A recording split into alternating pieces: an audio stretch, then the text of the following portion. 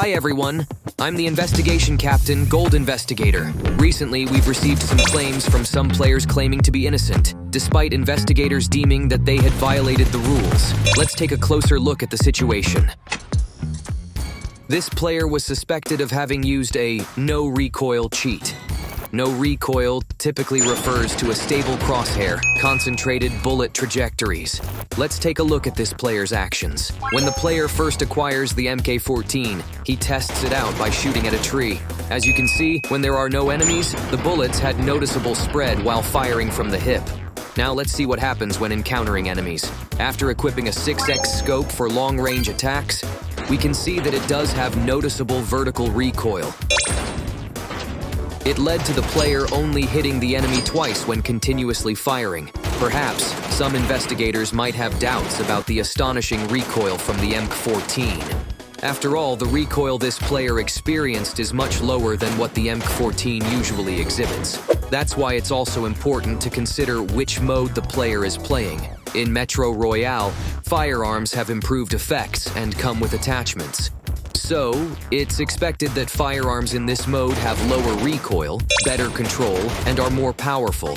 Taking this into consideration and observing the entire match, there was no indication of any no-recoil cheats. Therefore, we verified that the player in question was not cheating. For all investigators who found traces of recoil violations, we recommend more carefully assessing the player's crosshair and bullet trajectory.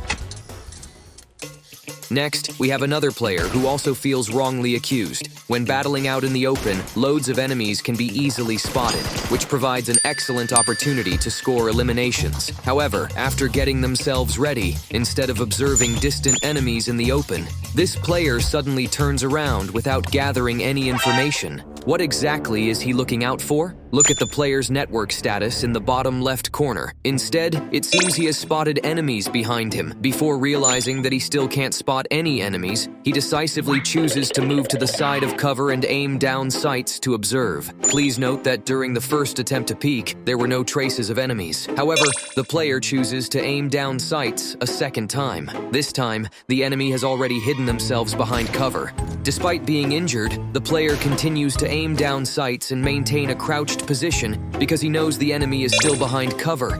For actions like this, where a player lingers around an enemy with no visibility for a prolonged period while crouching or lying in wait and can anticipate the enemy's actions in advance, we can conclude that the player is cheating.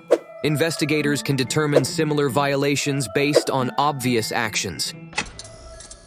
If you look closely, this player is firing at the enemy while they are being recalled in mid-air. This attack is not just an accurate shot, but he's also able to maintain it continuously. What's even more unreasonable is that despite the rapid speed, each bullet fired seems to have a mind of its own and manages to hit the enemy with pinpoint accuracy.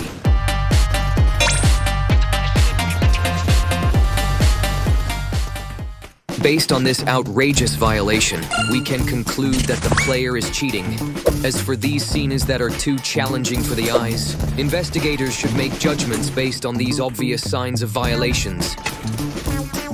Investigators encounter a variety of cases every day. Some violations are obvious to spot, while others are difficult to discern. There are also cases where players are genuinely innocent. It's crucial to repeatedly confirm player behavior off specific situations to minimize making wrong judgments and ensure accuracy.